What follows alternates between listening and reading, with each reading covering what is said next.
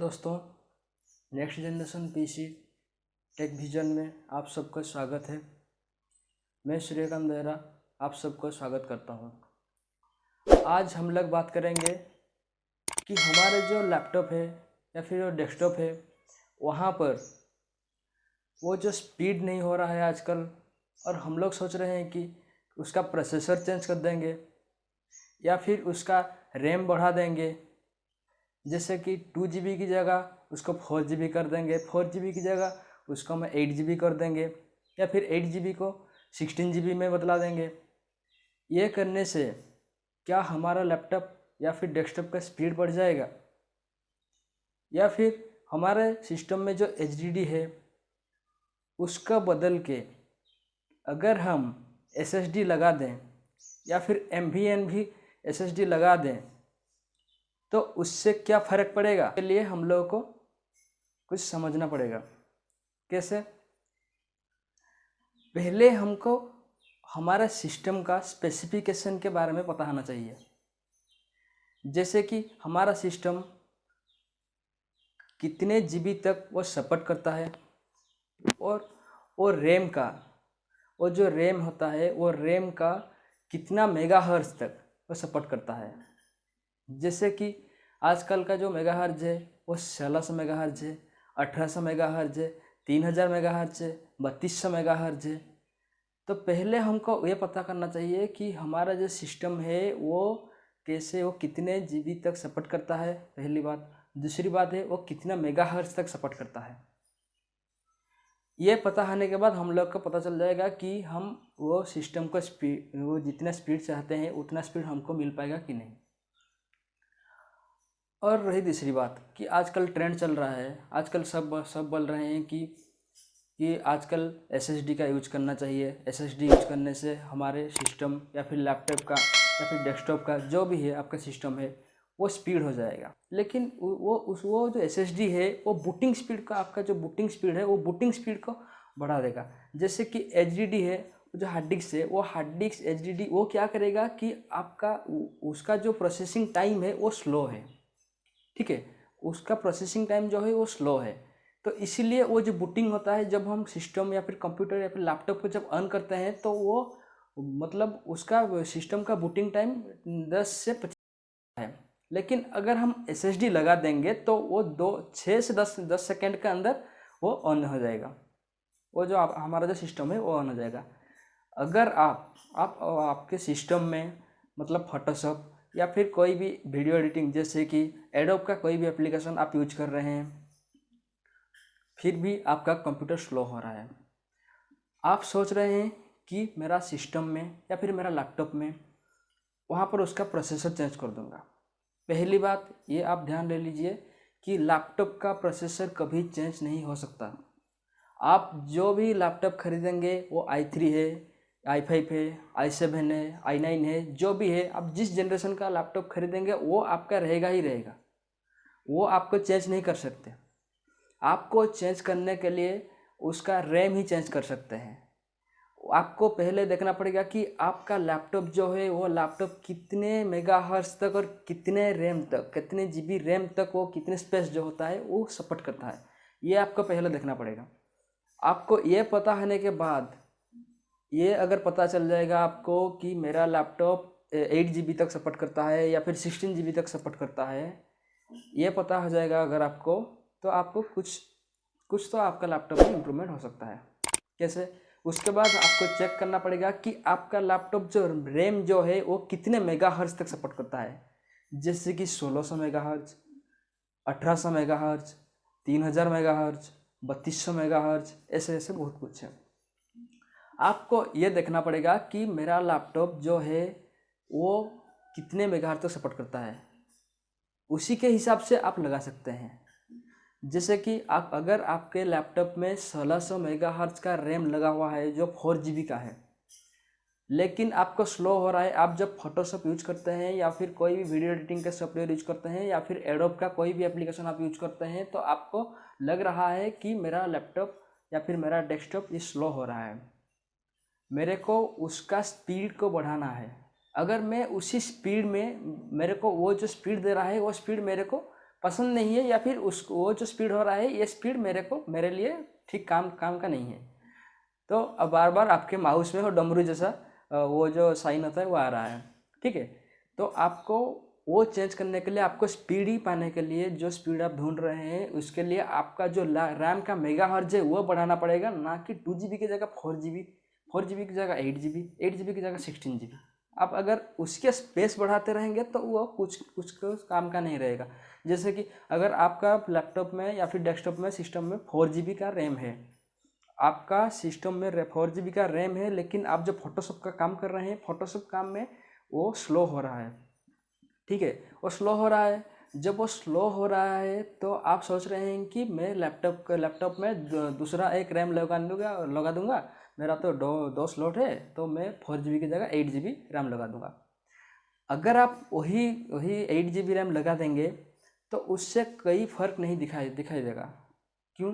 क्योंकि आप सिर्फ रैम का स्पेस बढ़ा दिए। आप जब फोटोशॉप यूज कर रहे हैं, वो फोटोशॉप ज़्यादातर कितना GB का है? 1 GB का है, लगभग 1 GB का है। आप फोटोशॉप यूज कर रहे हैं या फिर वीडियो एडिटिंग का जो भी आप एप्लीकेशन यूज कर रहे हैं वो लगभग 1 GB से 2 GB तक आता है, ठीक है। आपका पहला जो राम है वो तो 4 GB का है, मतलब वहाँ तो स्पेस है, वहाँ तो 2 GB स्पेस और ज़्यादा है।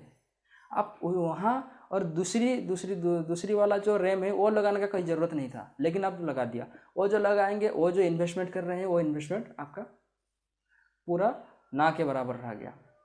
तो इसीलिए आपको वहाँ जो रैम लगाना है वो रैम का मेगाहर्ट्ज देख के लगाना है, ये पहली बात है, ठीक है। आपका सिस्टम में जो रैम लग रहा है वहाँ पर मेगाहर्ट्ज देख के लगाना है। मेगाहर्ट्ज देख के लगाने से आपका लैपटॉप का सिस्टम का स्पीड जो है वो बढ़ जाएगा। और अगर आप सोच रहे हैं कि मेरा सिस्टम को i3 प्रोसेसर है, अभी मैं उसको i5 या फिर i7 कर दूंगा, वो जो जनरेशन का है वही जनरेशन का मैं लगा लूँगा, तो उससे आपका कोई तो फ़ायदा तो नहीं होगा। पहली बात तो आपका कोई फ़ायदा नहीं होगा, वहाँ पर आपका इन्वेस्टमेंट ज़्यादा रह जाएगा, पहली बात। दूसरी बात यह है कि आप जो लगा देंगे वो i3 की जगह i5 लगा देंगे, वहाँ कुछ भी ज़्यादातर फर्क दिखने को नहीं मिलेगा, ये पहली बात है। वहाँ पर मिलेगा लेकिन इतना ज़्यादा नहीं मिलेगा जितना आप सोच रहे हैं कि मैं जो प्रोसेसर के लिए आप जो 10-20 हज़ार आप खर्च कर दिए उसके पीछे, वो जो स्पीड है आप सोच रहे हैं कि उसी का स्पीड मेरे को मिलेगा, इसलिए मैं i3 की जगह i5 लगा दिया, लेकिन आपको नहीं मिलेगा वो। क्यों? क्योंकि आपको एक बात आप याद रखिए, जो भी आप एक एप्लीकेशन, विंडोज़ एप्लीकेशन को रन कर रहे हैं तो वो पहले हार्ड डिस्क से निकल कर वो रैम और प्रोसेसर के थ्रू वो रनिंग होता है। तो वो जो रैम लगा रहे हैं वो कितना मेगाहर्ट्ज का है ये पहले देखना पड़ेगा आपको।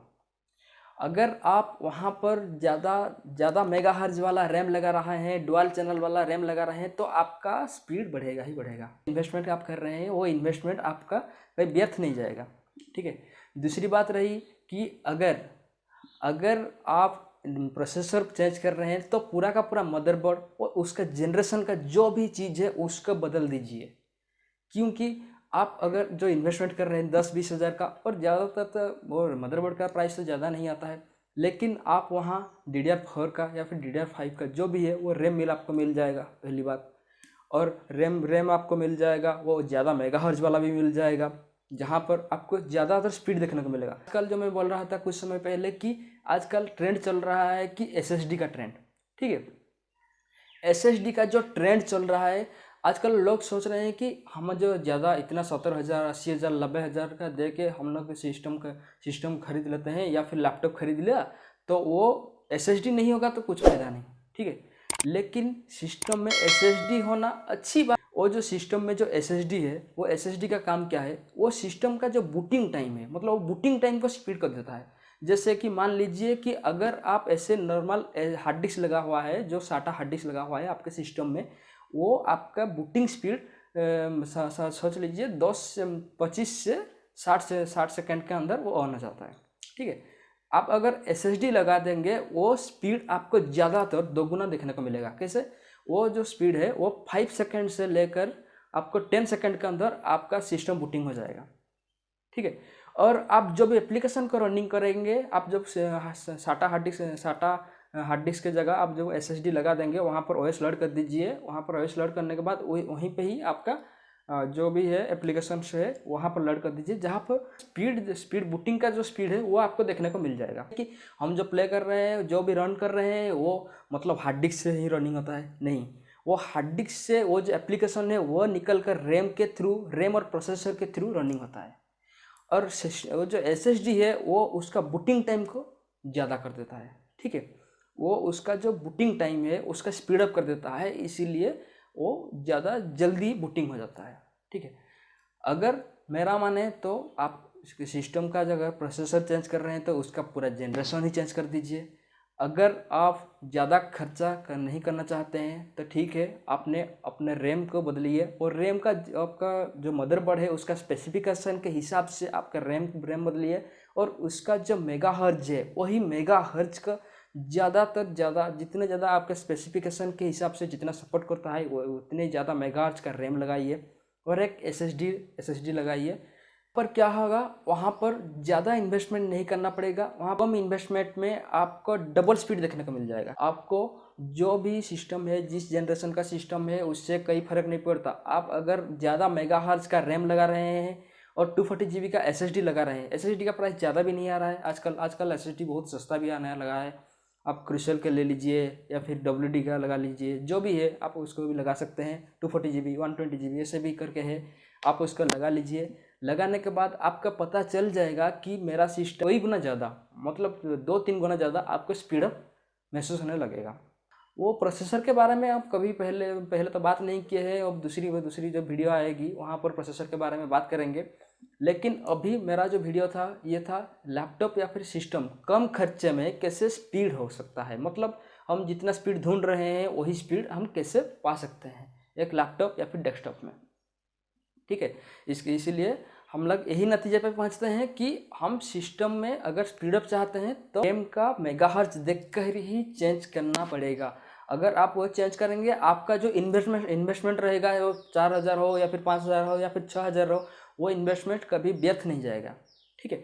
इसलिए आप पहली बात कि आप रैम का मेगाहर्ट्ज देख के उसका ज़्यादा से ज़्यादा मेगाहर्ट्ज वाला रैम यूज कीजिए।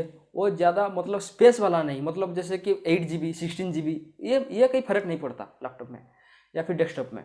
आपको वो ज़्यादा मेगाहर्ट्ज वाला चाहिए। आजकल एक नॉर्मल कंप्यूटर यूज करने के लिए हमारे लिए 4 GB काफ़ी है, 4 GB काफ़ी है, लेकिन हम लोग सोच रहे हैं कि 8 GB हम लोग को चाहिए। 8 GB लगाने से वो उसका स्पेस ही बढ़ेगा भाई, उसका कोई स्पीड नहीं बढ़ेगा, ठीक है। डुअल चैनल का कोई भी किट मिल रहा है आजकल, आप डुअल चैनल का एक रैम लीजिए, उसका ज़्यादा मेगाहर्ट्ज वाला जैसे कि आपका स्पेसिफिकेशन के हिसाब से 1800 मेगाहर्ट्ज या फिर 3200 मेगाहर्ट्ज 3000 मेगाहर्ट्ज, वही मेगाहर्ट्ज वाला रैम लगाइए। और रही दूसरी बात SSD, आप SSD का यूज कीजिए और वो जो है आपका जो हार्ड डिस्क था वहाँ पर ऑपरेटिंग सिस्टम को रिलेट करके एक नोया वाला SSD लीजिए। वही SSD में आपका ऑपरेटिंग सिस्टम और जितने सारे एप्लीकेशन हैं वहाँ डाल दीजिए, आपको थोड़ी बहुत स्पीड अप महसूस होने लगेगी। अगर आपको ये वीडियो अच्छा लगा तो मेरा चैनल को सब्सक्राइब कीजिए और ऐसे नई टेक्निकल रिलेटेड और जो भी सिस्टम रिलेटेड जो भी जितने भी आप लोग सब दिक्कत फेस कर रहे हैं उसके बारे में अगर आपको पता नहीं है और आप जानना चाहते हैं मेरे को कमेंट में बताइए। और दूसरी बात, आप मेरे चैनल को सब्सक्राइब कीजिए। ये मेरा पहला वीडियो है, उसके बाद धीरे धीरे करके मेरा वो भी बहुत सारे ऐसे सिस्टम और लैपटॉप को लेकर बहुत सारे वीडियो आएगी। नमस्ते।